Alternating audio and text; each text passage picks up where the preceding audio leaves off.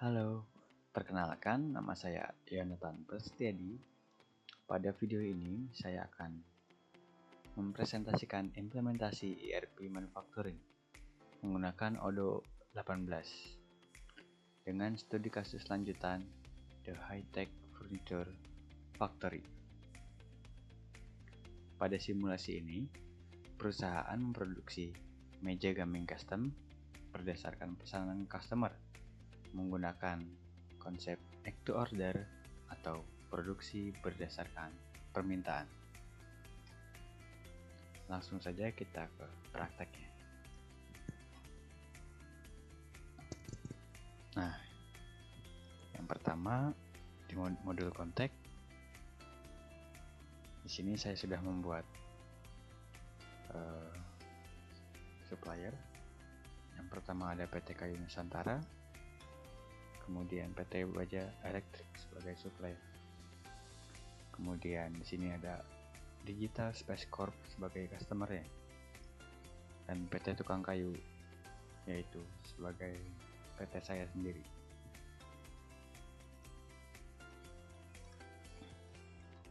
Kemudian saya mengatur produk kategori menggunakan costing method AFCO atau average costing pada menu inventory, configuration, product categories, kemudian furniture manufacturing. Average cost maksud saya. Kemudian inventory valuation-nya saya set otomasi atau otomatis. Fungsinya agar biaya inventory dan produksi dapat dihitung otomatis oleh sistem. Kemudian sini saya akan menunjukkan produknya. Yang pertama ada meja gaming custom, daun meja kayu sebagai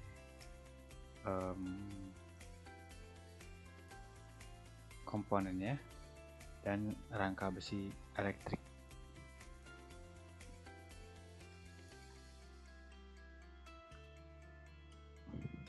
Dan di dalam meja gaming custom ini sudah saya setting goods-nya, sales price, kemudian kita centang sales-nya. Kemudian di inventory saya sudah nyalakan root MTO-nya, kemudian manufaktur. Nah, setelah itu daun meja kayu juga saya sudah setting sama, tapi yang dicentang ini purchase. Kemudian kita tambahkan vendornya PT Kayu Nusantara, dan roots-nya MTO dan BUI. Begitupun juga dengan rangka besi. Yang berbeda hanya dari vendornya saja.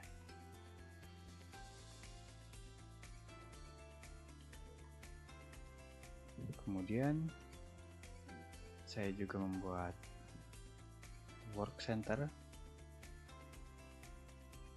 di manufacturing assembly line. Cost per hour-nya sudah saya set 150.000.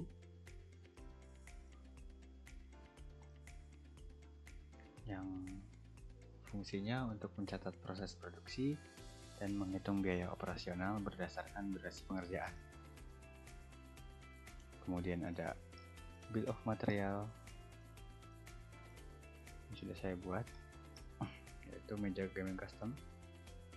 Nah, komponennya sudah saya tambahkan, daun meja kayu dan rangka besi elektrik.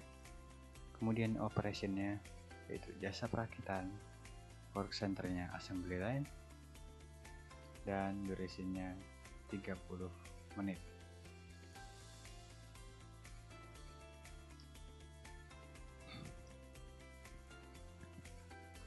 Setelah itu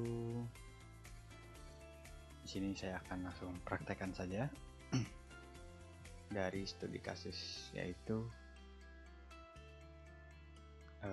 customer membeli 10 meja gaming custom. Apakah sudah otomatis? Nah, sebelum itu kita cek lagi produknya. Di sini meja gaming custom ada 1, kemudian stoknya ada 11 dan 12. kemudian kita cek di purchase. Nah, ini belum ada request for quotation ya. Nah, sini ketika kita tambahkan customer, kemudian produknya, diagram custom 10 quantity, kemudian kita klik confirm.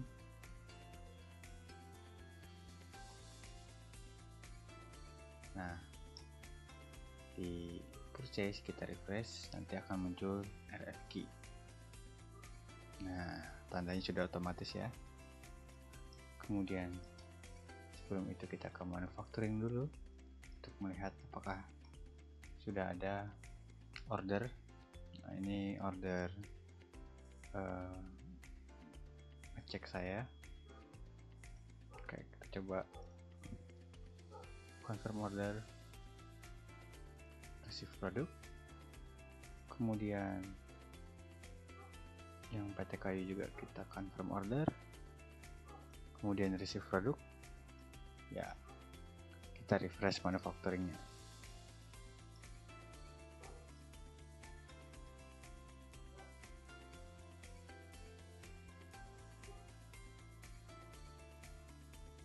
Nah,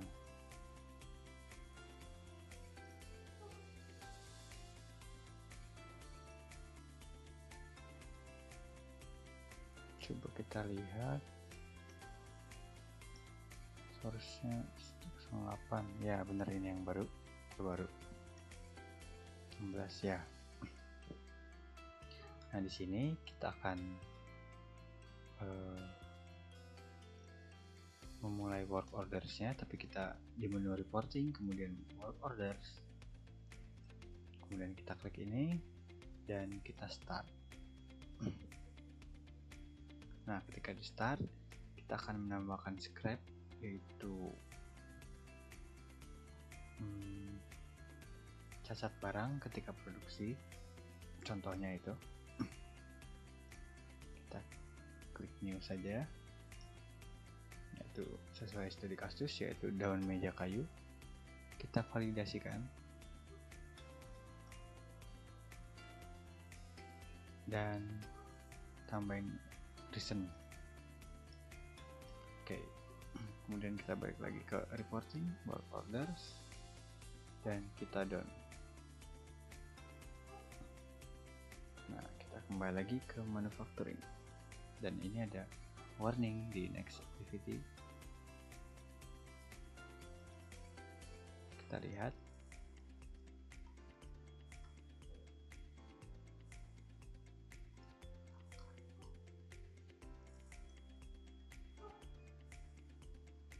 maksud saya yang bawah ini salah ya.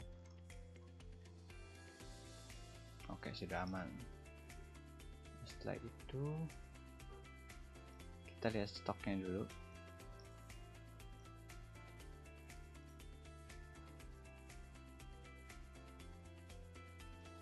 Nah,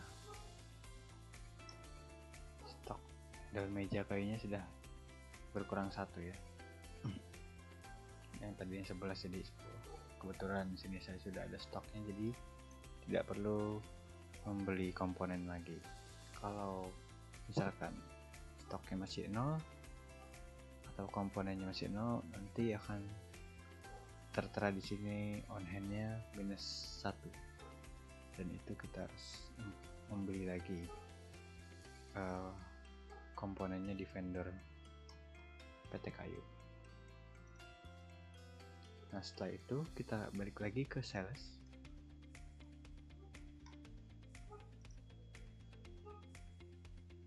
Kita refresh, ini kita buka.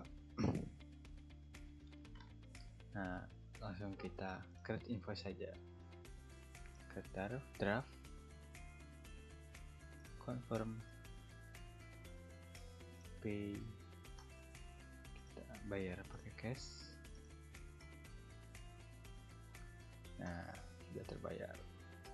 Selanjutnya yang terakhir yaitu menu report. Kita lihat di manufaktur, kemudian kita klik produknya, dan klik overview. Nah, ini namanya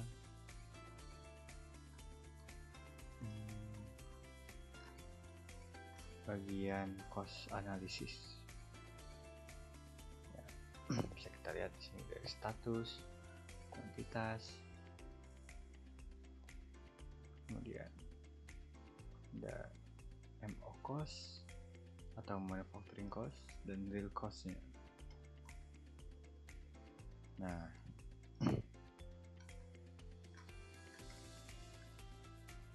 ini bisa fungsinya untuk melihat estimasi biaya produksi berdasarkan bill of materials dan biaya aktual setelah proses manufacturing selesai. Biaya produksi ini dihitung dari bahan baku dan operation pada work center. Selain itu, scrap material juga mempengaruhi biaya aktual produksinya.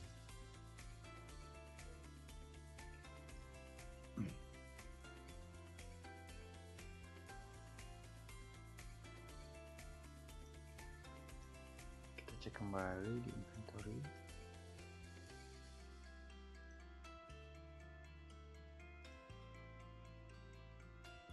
Nah, di sales. Kemudian kita delivery.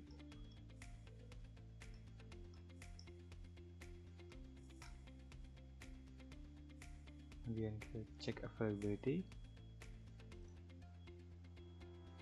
dan validasi. Invalid. Oh, ada apa ini? Kita cek lagi di manufaktur. Oh, ini masih tuples, bukan down. ada kesalahan.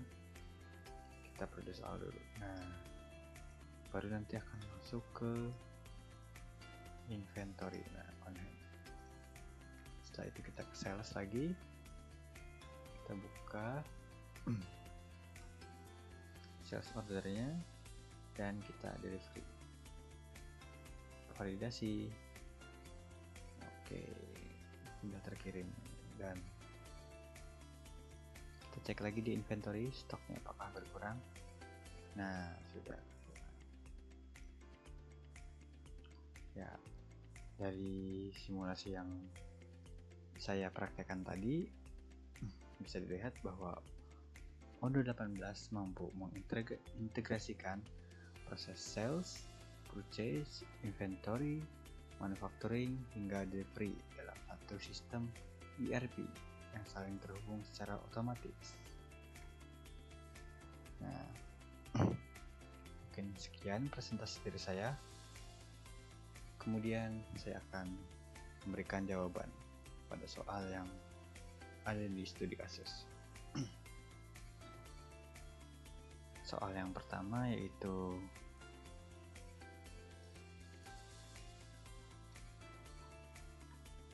apa perbedaan yang Anda rasakan pada stok gudang jika menggunakan rute MTO dibandingkan dengan reordering rules min max. Nah, perbedaan MTO dan reordering rules menurut saya yaitu kalau make to order itu membuat proses pembelian dan produksi berjalan berdasarkan pesanan customer sehingga stok lebih efisien dan tidak menumpuk di gudang. Sedangkan reordering rules digunakan untuk menjaga stok minimum meskipun belum ada pesanan. Kemudian soal yang kedua yaitu jika vendor telah mengirimkan rangka besi, fitur apa di Odoo yang bisa membantu Anda memantau keterlambatan produksi tersebut? Sini saya akan menjawab, jika vendor telah mengirim bahan baku, di Odoo dapat membantu memantau keterlambatan melalui status manufacturing order, purchase order, dan ketersediaan bahan baku pada inventory. Jadi dari Odoo sendiri sudah menyiapkan fitur pemantauan. Kemudian pertanyaan terakhir yaitu Bagaimana cara Anda melihat apakah proses produksi ini menghasilkan keuntungan atau kerugian? Margin analysis. Oke. Menurut saya, keuntungan dan kerugian itu dapat dianalisis dengan membandingkan harga jual pada sales order dengan biaya produksi pada cost analysis manufacturing order yang sudah saya praktekkan tadi, yang ada di manufacturing, dan sudah garis tadi di menu overview tadi. Nah, mungkin itu saja presentasi dari saya, kurang lebihnya mohon maaf. Terima kasih.